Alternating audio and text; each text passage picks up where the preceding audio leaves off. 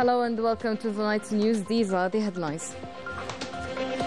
The President of the Republic, Abdelmajid Tebboune, chaired a Council of Ministers meeting on Sunday, during which he emphasized the need for strict diligence and efficient execution of agricultural strategies to ensure improved outcomes in the harvest season.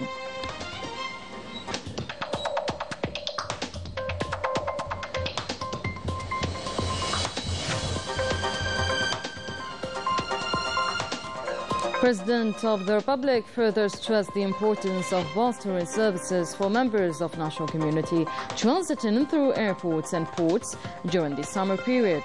He also directed intensified support to women leading productive family-based projects.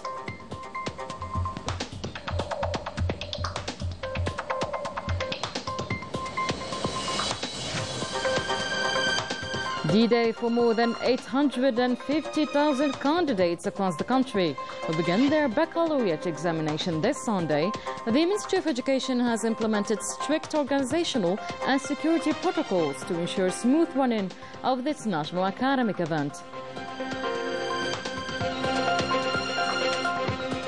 Following an intensive program of professional and specialized military training, the new cohort from Higher School of Special Forces in Biskra Province celebrated their graduation this Sunday. On the third consecutive day of military escalation, the Zionist entity launched a new round of airstrikes targeting strategic sites in Iran, and in response, Tehran proceeded to sustained missiles deep into the occupied territories, marking a significant intensification in the ongoing confrontation. Well, welcome back everyone to tonight's news. The President of the Republic, Supreme Commander of the Armed Forces and Minister of National Defense, Abdelmajid Tebboune, chaired a meeting of the Council of Ministers this Sunday, which included presentations on preparations for the summer season, arrangements for welcoming the national community living abroad, and the 2025 harvest season mechanisms for supporting women victims of violence and the conditions and modalities for benefiting from productive family program were also discussed. Rania Al-Bahri. Presentation of the government's activities over the past 2 weeks. In addition to the minister's intervention on the agenda, the President of the Republic issued the following orders, instructions and directives. Regarding the 2025 harvest and threshing season, the President ordered strict work and diligence to achieve higher results in the 2025 harvest season than those recorded in the 2024. A detailed meeting will be held at the end of the harvest to evaluate the results achieved and the efforts made by farmers and sector executives. The President has called for an update and major reorganization of the team in charge of carrying out agricultural plans. This reorganization should include all sub-directorates and should highlight those who do real work in the field, not just those who talk well or look good on paper. Regarding preparations for the summer season and welcoming the Algerian community abroad, the President of the Republic emphasized the importance of taking all necessary steps to ensure the best possible care and quality services for members of our national community at airports and ports. This includes providing full support to Algerian passport holders throughout the summer by adopting all available measures to simplify entry into the country. As for the conditions and procedures for benefiting from the Productive Family Program, they should be clearly defined and made accessible to ensure effective implementation and wide participation. The President of the Republic said that supporting and guiding Algerian women is a duty, as they have always stood by men, making sacrifices and giving their best. He praised the high rate at which women repay the loans they receive, saying it shows their discipline, honesty and seriousness. This success proves that family-based projects led by women have real benefits for society and that Algerian women truly make up half of the nation's strength. The President called for this program to become a key way to empower women within our traditions and values so they can prove themselves in politics and play a strong role in the economy. He said this would give energy to society and help create wealth, even on a small and medium scale, in a very effective way. He also gave instructions to increase support for women running productive family projects and to give them more chances to grow their activities. The goal is to build this movement into a strong economic group that plays an important role in Algeria's economy. He stressed that rural women should continue to receive encouragement, especially since traditional Algerian products are becoming more and more popular both in Algeria and abroad, as shown by the strong results in the international fairs and exhibitions. Regarding mechanisms for caring for women victims of violence, the President of the Republic emphasized the importance of continuing to pay attention to the role and status of women in our society, which is increasingly recognizing them for their contribution to strengthen and fortifying community ties and contributing to further advancing their rights in various fields. The Cabinet concluded by approving decrees terminating senior positions and jobs in the state. This Sunday, over 850,000 candidates sent for the National Baccalaureate exam, and the Minister of Education officially launched the session at Al Idrisi High School in the capital. Over the upcoming 5 days, the students will be tested in 7 subjects across nearly 3,000 centers nationwide. Najh Tayar. Over 850,000 candidates are taking part in the 2025 baccalaureate exams, which officially got underway Sunday morning and is held across 2,964 centers nationwide under the supervision of more than 300,000 staff members, following directives from the authorities to provide optimal conditions that support the candidates' focus and performance. This highly anticipated 5-day session, considered a key step toward university admission and a turning point in the academic journey of its participants, was overseen by the Minister of Education from Al Idrisi High School in Sidi Mohammed municipality. أنتم تعلمون بأن هذا الامتحان يحظى بأهمية كبيرة في مجتمعنا. This exam is of major importance in our country, which is why state institutions are making great efforts and mobilizing substantial resources to ensure that it runs smoothly. The aim is to provide our children with a propitious environment and favorable conditions to ensure that the tests run perfectly. من أجل أن يحظى أبناؤنا بأجواء محترمة بظروف جيدة. As thousands of students take their first step into the exam halls, a sense of tension hangs in the air across the country, and for many, these tests represent not only an academic challenge, but a gateway to future opportunities. This year's session is also distinguished by a sharp rise in non-school candidates, now exceeding 330,000, a figure that reflects the growing demand for alternative paths to higher education. In France, baccalaureate exams kicked off this Sunday as well at the Algerian International School in Paris, coinciding with the start of exams in Algeria, while taking into account the time difference. 25 candidates are sitting for the decisive stage, all of them united by a shared commitment to academic excellence and fully aware of the significance this exam holds for their future.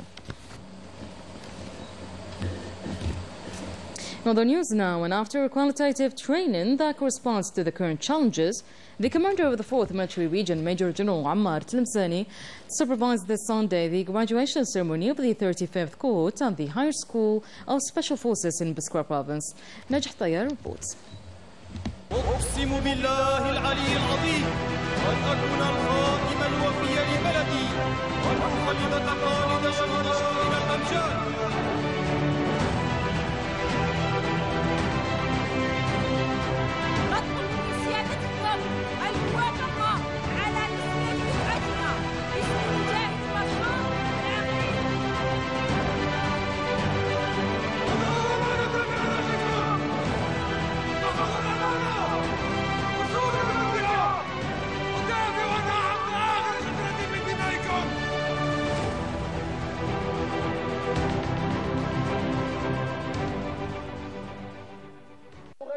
From the Higher School of Special Forces Mustafa Khuja in Biskra Province, the commander of the 4th Military Region, General Ammar Tlemceni, presided over the graduation ceremony of the school's 35th class.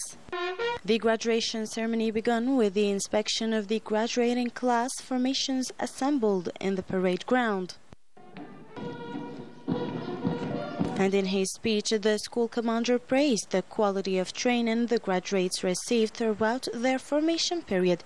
He stated that the graduating classes had undergone high-level military training, both theoretical and practical, based on modern pedagogical foundations and scientific approaches.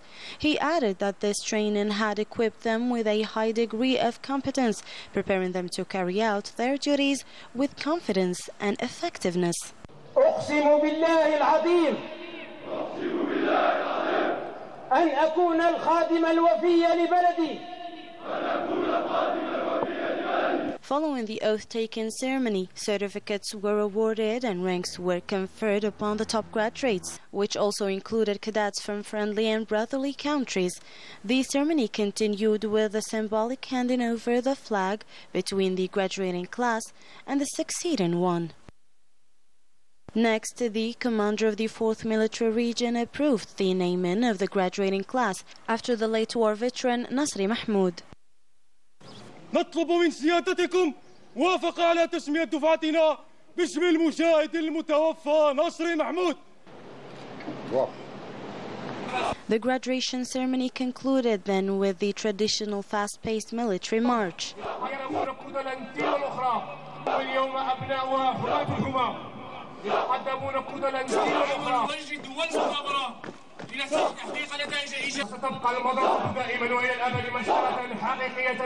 And that was followed by combat and sports demonstrations performed by the elite members of the school.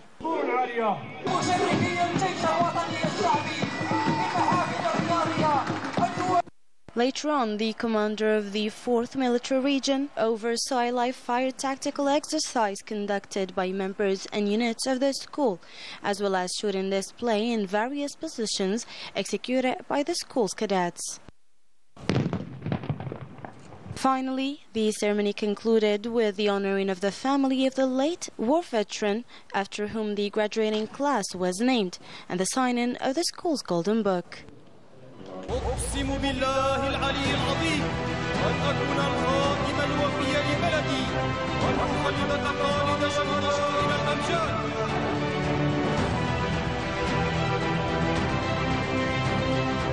نطلب من سيادتكم الموافقة على تسمية دفعتنا باسم المجاهد المرحوم